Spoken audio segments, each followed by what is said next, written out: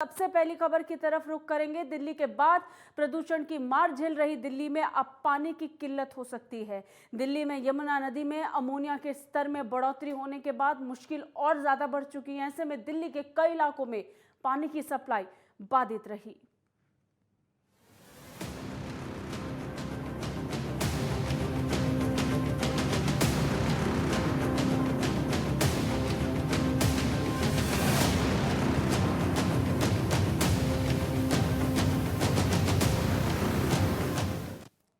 तो यमुना नदी के पानी में अमोनिया की मात्रा बढ़ने से दिल्ली में पेयजल आपूर्ति बाधित हो चुकी है। इस दौरान सोनिया विहार, वजीराबाद, भागीरथी, चंद्रावल और ओखला ट्रीटमेंट प्लांट से पेयजल का उत्पादन प्रभावित रहेगा। यमुना नदी में अमोनिया का स्तर 3 ppm तक पहुंच चुका है। वहीं यमुना में बढ़ते अमोनिया के स्तर के लिए दिल्ली सरकार ने हरियाणा को जिम्मेदार ठहराया है।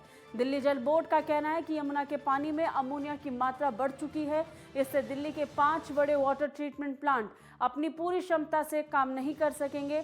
नतीजन पूर्वी दिल्ली और दक्षिण दिल्ली के कई इलाकों में सुबह और शाम पानी की आपूर्ति प्रभावित रहेगी। कई इलाकों के लोगों को लगातार देखने को मिलेगा कि लोग पानी की किल्लत से जूझते रहेंगे। इस बीच आपको बता दें, कई इलाकों के लोगों को रविवार को पानी की कमी का भी सामना करना पड़ा और इसके साथ साथ आज दिन भर इस कमी से जूझना पड़ सकता है। वहीं जल बोर्ड की ओर से कहा गया कि प्रभावित इलाकों में जल बोर्ड टैंकर्स के जरिए पानी सप्लाई करने की कोशिश करेगा।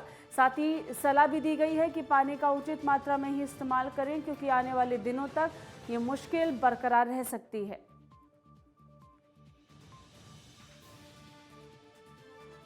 इस बीच ज्यादा जानकारी के साथ हमारे सहयोगी गुलशन सैफी जुड़ चुके हैं। उनका रुख करेंगे। गुलशन, तस्वीरें अपने आप में यमुना नदी की देखने को मिल रही हैं, डराने वाली तस्वीर हैं। पोल्यूशन की मार हाल ही में दिल्ली झेलते हुए नजर आ रही है। क्वालिटी इंडेक्स लगातार खराब श्रेणी में पहुंच रही है। दूसरी तरफ अब पानी की किल्लत से दो चार होना पड़ेगा, क्योंकि अमोनिया की मात्रा जो है वो बढ़ रही है। जानकारी आपके पास से।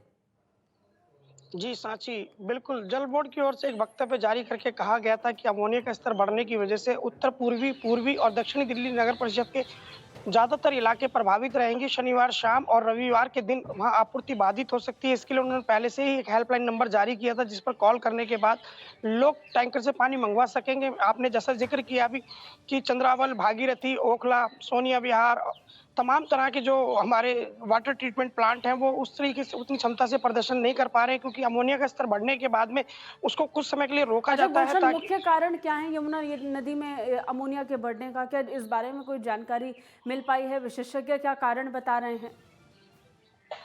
साँची ये एक गंभीर विषय है जिस पर हम बात कर रहे हैं। मैं आपको बता दूं कि दिल्ली के अंदर यमुना की लंबाई जो है 21 किलोमीटर है। 21 किलोमीटर की लंबाई वाली यमुना कभी भी साफ नहीं हो पाई। हालांकि इसको लेकर दावे तो अक्सर किए जाते रहे कि यमुना साफ हो जाएगी, यमुना को साफ किया जा रहा है।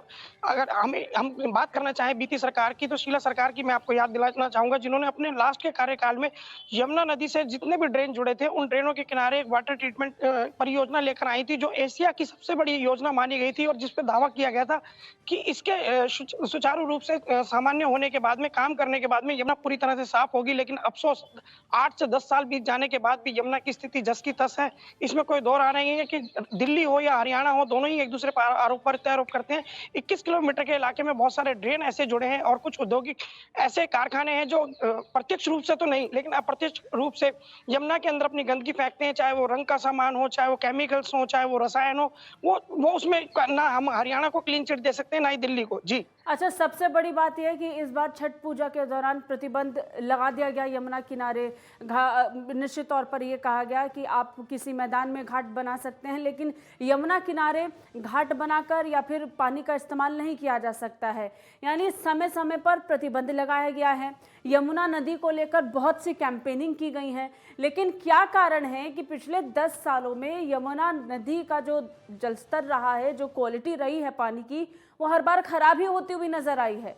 बावजूद इसके कि हर साल बारिश होती है, बारिश होने के साथ ही तेज बहाव यमुना नदी में देखने को मिलता है, लेकिन उसके बाद भी सर्दियां आते आते यमुना की तस्वीर जो देखने को मिलती है, सफेद झाग और इतनी बड़ी मात्रा में अमोनिया का आना, निश्चित तौर पर हर बार सवालों को खड़ा करता है। इससे कब तक भुगतेगी दिल्ली, ये बड़ा सवाल है।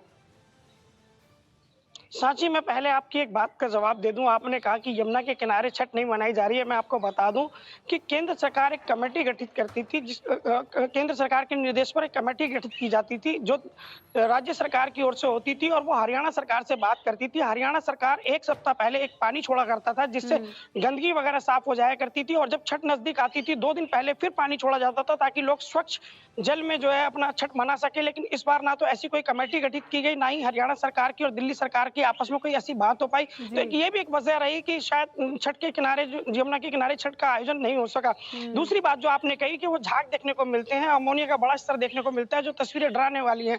निश्चित रूप से अगर हम बात करें अगर यमुना की, तो झागों की अगर हम तस्वीर देख लें तो कोई भी व्यक्ति वहां का पानी पीने से हिचकेगा। और यमुना का जो अमोनिया का स्तर बढ़ा हुआ है वो निश्चित रूप से इतना खतरनाक है कि आज 5-5 वाटर प्लांट उससे प्रभावित हो रहे हैं। दिल्ली का 1/3 बड़ा भाग पानी सप्लाई के लिए प्रभावित हो रहा है। इसमें कोई दो राय नहीं है कि यमुना के अंदर प्रदूषण का स्तर बढ़ा है। जी अच्छा गुलशन, सबसे बड़ा सवाल ये है कि दिल्ली सरकार जानती है, केंद्र सरकार ये जानती है कि यमुना नदी के पानी का इस्तेमाल दिल्ली के लिए कितना महत्वपूर्ण है। ना सिर्फ दिल्ली, लेकिन दिल्ली के आसपास के इलाकों के लिए भी इस नदी का बहुत महत्वपूर्ण भूमिका रही है, बहुत महत्वपूर्ण रोल इसका रहा है। ऐसे समय में जिसको प्राथमिकता देने की आवश्यकता होनी चाहिए, ज़रूरत होनी चाहिए, उसमें क्यों कोई भी सरकार चूक जाती है?